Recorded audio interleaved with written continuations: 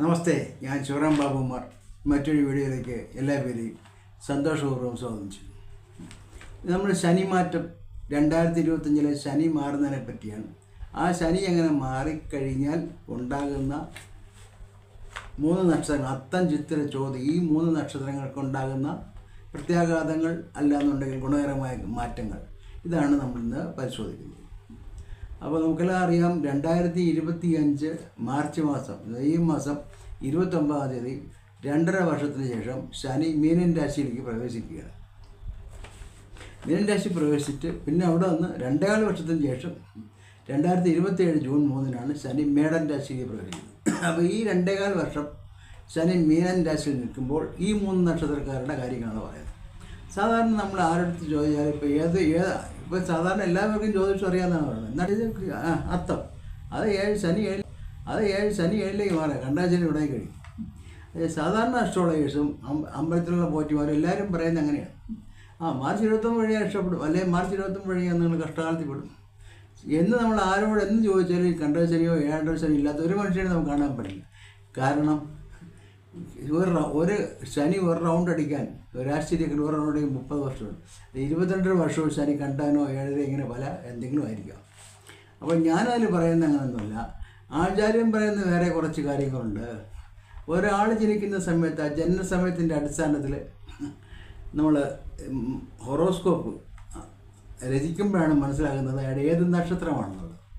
അല്ലെങ്കിൽ ചന്ദ്രൻ നിൽക്കുന്ന ഡിഗ്രിയുടെ അനുസരിച്ചിട്ട് ആ നക്ഷത്രം, ഓരോ നക്ഷത്രത്തിനും 4 കാലുണ്ട്, 4 പാദങ്ങളുണ്ട്. ഏത് പാദമാണെന്ന് മനസ്സിലാക്കാൻ പറ്റും. ആ പാദത്തിൻ്റെയും നക്ഷത്രത്തിൻ്റെ അടിസ്ഥാനത്തിലാണ് നമുക്ക് ഈ കണ്ടശനി 7 ശനി തുടങ്ങിയവ വിലയിരുത്തേണ്ടത്.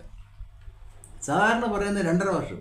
2.5 വർഷമൊന്നും ഒരു ശനി ആരെയും ഉപദ്രവിക്കും. ശനിയൊക്കെ നല്ല പാവം, നല്ല ഡീസൻറ്റ് ഗ്രഹങ്ങളാണ്. പഴമയുടെയും പല കാര്യങ്ങളുടെയും ഒരുപാട് പ്രയോജനങ്ങൾ നമുക്ക് നൽകുന്ന ഗ്രഹമാണ് ശനി. ഉപദ്രവിക്കാൻ മാത്രം ആൾക്കാർ ശനി എടുത്താൽ ശരിയാവില്ല. ആ ശനിയിൽ ഞാൻ പറയുന്നത് അതിൻ്റെ പാദം കണക്കാക്കി എടുക്കുകയാണെങ്കിൽ ആ ജനിച്ച ഡിഗ്രി തൊട്ട് 5 ഡിഗ്രി പിന്നോട്ടും 5 ഡിഗ്രി മുമ്പോട്ടും ശനി തത്തുല്യമായി മീനൻ രാശി ട്രാവൽ ചെയ്യുന്ന സമയം മാത്രമേ ഇയാൾക്ക് ദോഷമോ അല്ലെങ്കിൽ ഗുണമോ ഉണ്ടാവുള്ളൂ. ആ സമയം മിക്കവാറും 10 മാസം തൊട്ട് 1 വർഷ കാലഘട്ടം മാത്രം. 2.5 വർഷം നമ്മൾ അനുഭവിക്കേണ്ട ആവശ്യമില്ല. 7 ശനി എന്ന് പറഞ്ഞാൽ കണ്ടിന്യൂസ് ആയി 7.5 വർഷമൊക്കെ വന്നാൽ ശനി നമ്മളെ കൊണ്ടുവല്ലേ പോവുള്ളൂ. നമുക്ക് വേറെ പണിയൊന്നുമില്ല, ഇതിന് പരിഹാരം മാത്രം ചെയ്താൽ മതി. അതുകൊണ്ട് ഈ പറയുന്ന ആ ടൈം ഉപയോഗിച്ചാണ് ഞാൻ പറയുന്നത്. ഇതിനെപ്പറ്റി വളരെ ഡീറ്റെയിൽ ആയിട്ട് എൻ്റെ ഇന്നത്തെ വീഡിയോയുടെ ഡിസ്ക്രിപ്റ്റീവ് ബോക്സിൽ ശനിയുടെ ഈ കാൽക്കുലേഷനെ പറ്റി സംബന്ധിച്ച് ഒരു വീഡിയോ ചെയ്തിട്ടുണ്ട്. അതിൻ്റെ ലിങ്ക് അതിനകത്ത് കിട്ടുന്നതായിരിക്കും.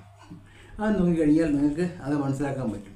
അല്ലാതെ നമ്മളന്ന് ശനിയെ നോക്കിയിരിക്കേണ്ട ആവശ്യമൊന്നുമില്ല. ശനി എന്തിൻ്റെയൊക്കെ റെപ്രസെൻറ്റേഷനാണ്? കഠിന പ്രയത്നത്തിൻ്റെ റെപ്രസെൻറ്റേഷനാണ് ശനി നല്ലൊരു ഗ്രഹത്തിൽ നിൽക്കുകയാണെങ്കിൽ അയാൾ വിജയിക്കുന്ന ആ വിജയങ്ങൾക്കെല്ലാം ഒരു ടേസ്റ്റ് ഉണ്ടാവും. അയാൾക്ക് നല്ലൊരു ഓരോ വിജയങ്ങൾക്കും അയാൾക്ക് അതിൽ അഭിമാനവും തോന്നുന്ന സ്പിരിറ്റ് ഉണ്ടാവും. എന്തുകൊണ്ട്? കഠിന പ്രയത്നം കൊണ്ട് അയാൾ രക്ഷപ്പെട്ടു വരുന്ന ആളാണ്. അത് ഈസിയായിട്ട് ഭാഗ്യം കൊണ്ട് രക്ഷപ്പെടുന്നവർ ശനിയുടെ ഗണതിപ്പെടുന്നവരല്ല. ശനി അങ്ങനെയാണ്, വർക്ക് ചെയ്ത് കൊണ്ടുവരുന്ന ആൾക്കാരാണ്. പഴമയുടെ ഗ്രഹമാണ്, സംസ്കാരത്തിൻ്റെ ഗ്രഹമാണ്, ജനങ്ങളുടെ ഗ്രഹമാണ്.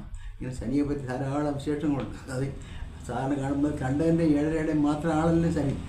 അത് ഈ പല ആൾക്കാർ 2.5 വർഷം ശനി തൊലച്ചു കളയുന്നുള്ള പേടിപ്പെടുത്തിക്കൊണ്ട് മാത്രം പറഞ്ഞാൽ. അപ്പം ഞാൻ ഈ പറയുന്ന ആചാര്യം പറഞ്ഞ ഈ ജനനസമയത്തിൻ്റെ അടിസ്ഥാനത്തിൽ ഞാൻ പറയുന്ന നക്ഷത്ര പാദങ്ങളുടെ അടിസ്ഥാനത്തിൽ ഈ 2.5 വർഷമൊന്നുമില്ല, 1 വർഷമേ ഉള്ളൂ. അതിൻ്റെ എങ്ങനെയാണ് എന്നുള്ളതിൻ്റെ കാര്യമാണ് ഞാൻ കാൽക്കുലേറ്റ് ചെയ്ത് പറയാൻ പോകുന്നത്. 2025 ഫലങ്ങളാണ് മെയിനായിട്ടും പറയുന്നത്. ഫലങ്ങളെന്ന് പറഞ്ഞാൽ ഏത് കാലാവധിയാണ് നിങ്ങൾ ശ്രദ്ധിക്കേണ്ടത്. അത്തം നക്ഷത്രത്തിൻ്റെ 4 പാദം, 1, 2, 3, 4. അത്തം നക്ഷത്രത്തിൽ ജനിച്ച എല്ലാ ആൾക്കാർക്കും കാൽക്കുലേഷൻ്റെ രീതി അനുസരിച്ച് 7ാം ഭാവം 2025 കംപ്ലീറ്റ് ന്യൂട്രലാണ്. ഒരു പ്രശ്നവും 2025 ശനിയെ കൊണ്ട് നിങ്ങൾക്ക് ഉണ്ടാവില്ല എന്നും ഉറപ്പാണ്. കാര്യം അത്തം നക്ഷത്രത്തിൽ ശനി നിൽക്കുന്ന 10 തൊട്ട് 23-20 ഡിഗ്രി വരെ നിൽക്കുന്ന ഗ്രഹമാണ് ശനി. കന്നി രാശിയിൽ അവർക്ക് 7ലെ ശനി, കണ്ടശനി തുടങ്ങണമെന്നാണ് എല്ലാവരും പറഞ്ഞു നോക്കി. കണ്ടശനി തുടങ്ങുന്നത് 2026 മാർച്ചിലേ ഉള്ളൂ. അപ്പോൾ അതിനെപ്പറ്റി ഒരു ബോധറേഷൻ്റെ ആവശ്യമില്ല. പിന്നെ 6ലെ ശനി നമുക്ക് എന്താണ് ഫലങ്ങൾ തരുന്നത്? 6ലെ ശനി നമുക്ക് തരുന്നത് രോഗശാന്തി.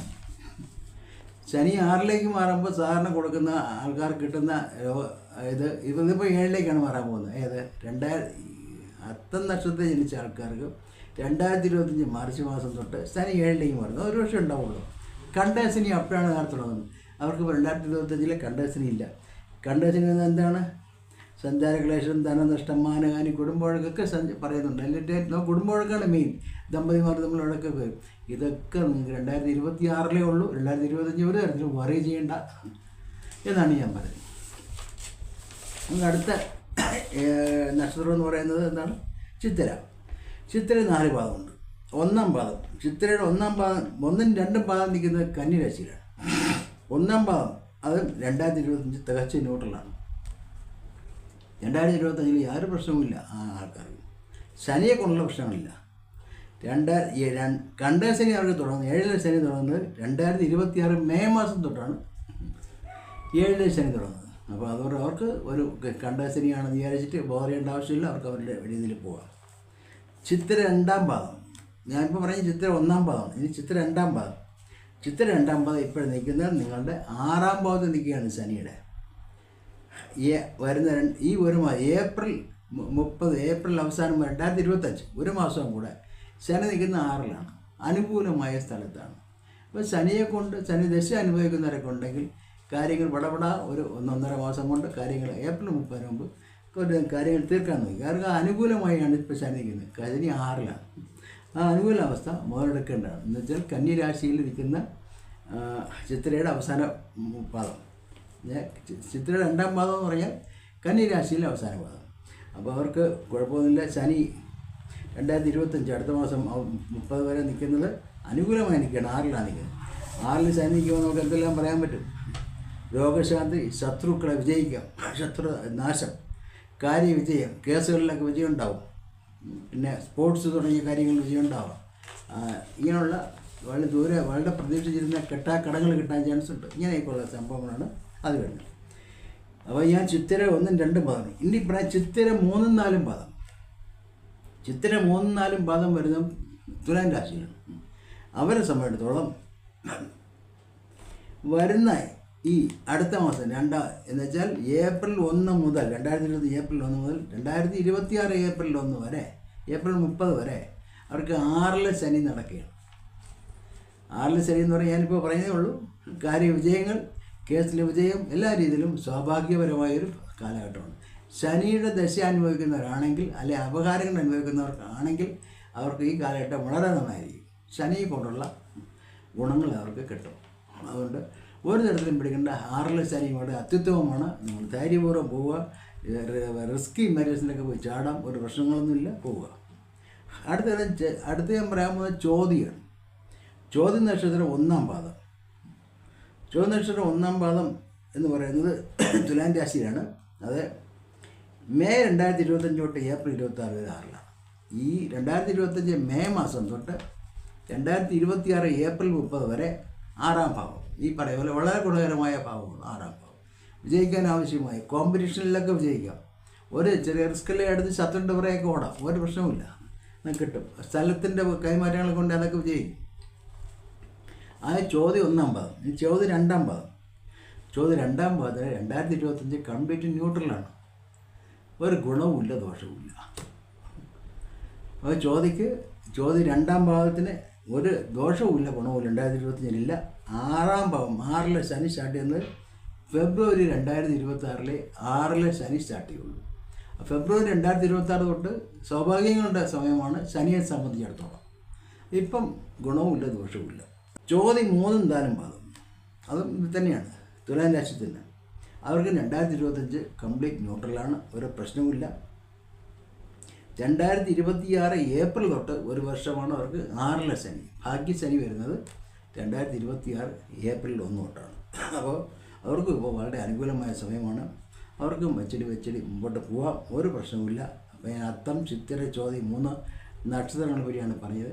എന്തെങ്കിലും സംശയങ്ങളോ കാര്യങ്ങളോ ഒക്കെ ഉണ്ടെങ്കിൽ എൻ്റെ മെസ്സേജ് ബോക്സിൽ ഇതിൻ്റെ പാദം അറിഞ്ഞൂടാ, എന്താണെന്ന് അറിഞ്ഞൂടാ, ഏത് പാദമാണെന്ന് അറിയില്ല, നക്ഷത്രം അങ്ങനെയുള്ളവർക്ക് എൻ്റെ മെസ്സേജ് ബോക്സിനകത്ത് date of birth, time of birth കൂടാതെ ജനിച്ച സ്ഥലവും ഇട്ട് കഴിഞ്ഞാൽ കറക്റ്റായിട്ട് ഞാനത് നിങ്ങൾക്ക് നിങ്ങൾ ഏത് പാദത്തിൽ വരുന്നു എന്ന് അറിയിച്ചു തരാം.